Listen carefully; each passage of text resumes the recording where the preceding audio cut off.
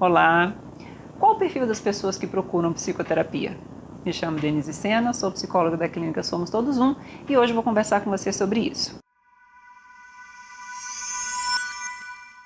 Qual o perfil das pessoas que procuram por psicoterapia?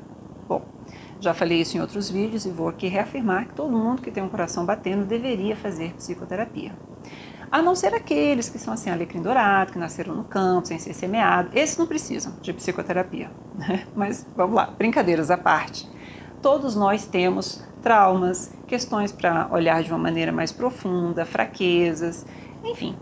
O autoconhecimento deveria ser parte da vida de todos nós. Mas, se a gente precisasse falar num perfil, eu classifico em 3 perfis os que mais procuram. O primeiro perfil é o perfil das pessoas que estão em sofrimento. Seja porque estão encerrando ciclos importantes na vida, separação, casamento, nascimento de filho, demissão do emprego, Covid, adoecimento, enfim. Situações que todos nós vivemos e que para algumas pessoas viram então gatilhos para que elas procurem a psicoterapia. Então o primeiro é sofrimento. O segundo é a identificação de algum adoecimento.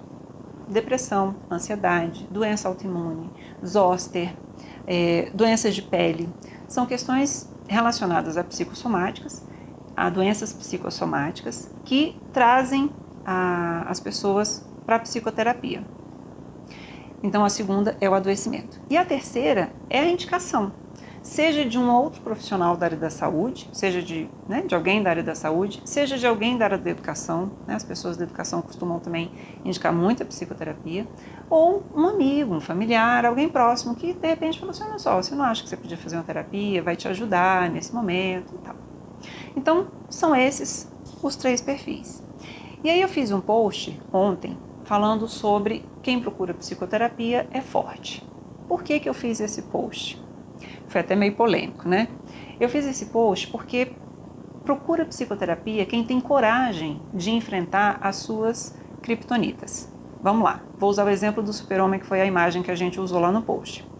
O super-homem é o cara que tem o peito de aço, voa, então assim, é muito forte, tem um grande amor, tem uma fraqueza, que é a criptonita, é o único sobrevivente do planeta dele, e os pais, por amá-lo, mandaram ele para um outro planeta para que ele tivesse a possibilidade de ter uma vida. Então ele sabe que ele foi uma criança muito amada, muito cuidada. Certo? Esse é o super-homem. Tem esse perfil. E aí ele tendo tudo isso de característica, ele escolhe viver no planeta Terra no papel do Clark Kent, que é um jornalista, mas que é tímido, quieto, bobão, atrapalhado, inseguro. Então assim, poxa, por que um cara que tem tudo isso que eu falei, né, o peito de aço, voa, tem um grande amor, tem muita força, por que ele escolhe viver na pele do Clark Kent? O Clark Kent é aquela pessoa assim, que faz o esperado. É o bom filho, é a boa esposa, é o bom profissional, é a boa mãe, é aquela pessoa assim, que está lá para bater as expectativas do outro. Só que tem um grande problema. Quando a gente está lá para bater as expectativas do outro, e esse outro normalmente começa sendo nas nossas vidas os nossos pais, a gente entra em sofrimento porque a gente não entra em contato com a nossa essência. É como se a gente vivesse cumprindo um roteiro, sabe? Cresce, estuda, arruma um trabalho, casa, tem filho, né? Vai dentro de um roteirinho. Para algumas pessoas isso gera sofrimento, porque elas não entram em contato com a própria essência cumprindo esse papel, fazendo o que é esperado. E aí vive uma vida de Clark Kent.